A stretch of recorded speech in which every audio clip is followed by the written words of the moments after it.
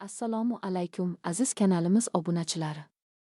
Bugun sizlar bilan ko'pchilikda uchraydigan, lekin ko'pincha oddiy shamollash deb e'tiborsiz qoldiriladigan kasallik, surunkali bronxit haqida juda batafsil gaplashamiz.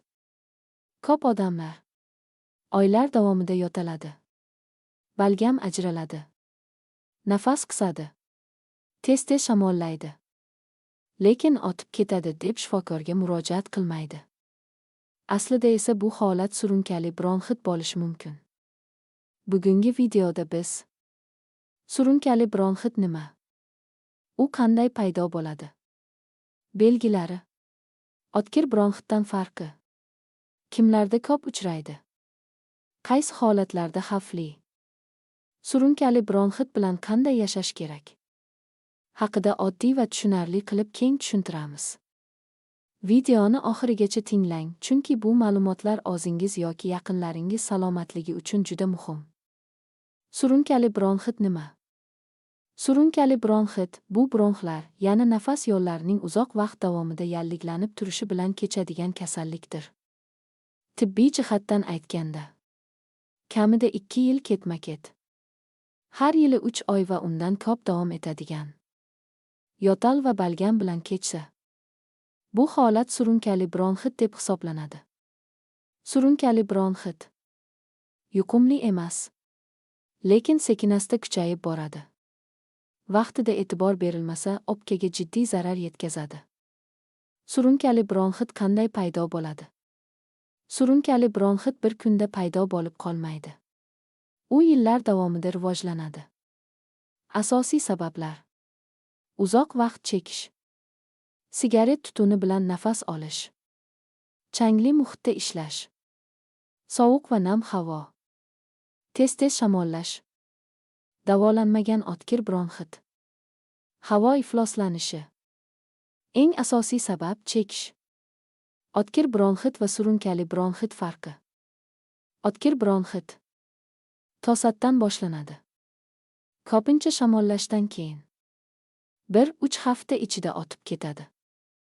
Surunkali bronxit oylar, yillar davom etadi.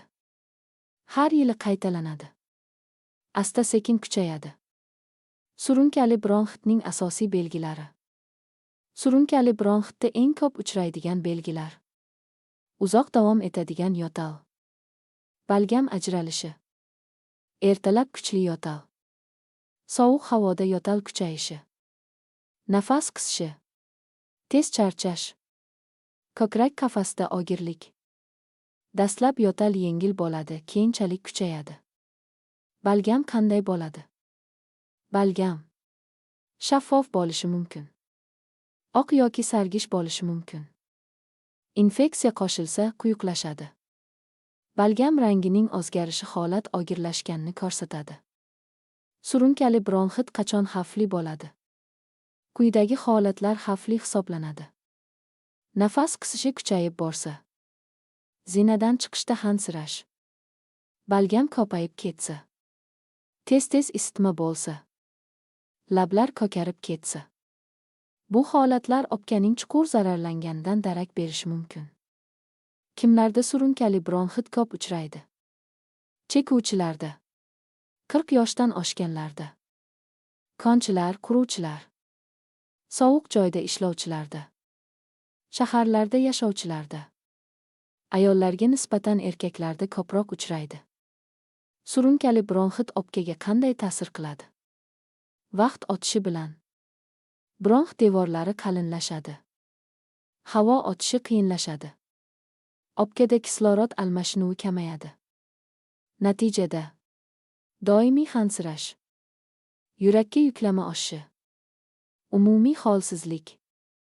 Surunkali bronxit asoratlari: davolanmasa yoki nazorat qilinmasa, o'pka emfizemasi, surunkali obstruktiv o'pka kasalligi, yurak yetishmovchiligi, tez-tez pnevmoniya.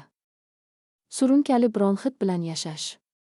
Surunkali bronxit bilan yashayotgan odam chekishni tashlashi, sovuqdan saqlanishi, changdan uzoq bo'lishi, immunitetni mustahkamlashi, shifokor nazoratida bo'lishi kerak. Bu kasallik bilan yashash mumkin, ammo nazorat shart. Ovqatlanish va hayot tarzi. Umumiy tavsiyalar. Iliq ovqatlar. Yetarli suyuqlik. Vitaminlarga boy mahsulotlar. Spirtli ichimliklardan saqlanish. Sog'lom turmush tarzi yo'talni yengillashtiradi. Uy sharoitida nimalarga e'tibor berish kerak? Xona havosini namlab turish. Sovuq va nam joyda bo'lmaslik. Shamollashni oz vaqtida davolash. Chang yigiladigan buyumlarni kamaytirish. Xulosa. Surunkali bronxit bu oddiy yo'tal emas. E'tiborsizlikni kechirmaydigan kasallik.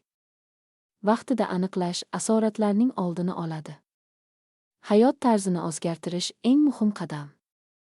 Shifokor nazorati sog'lom nafas garovi.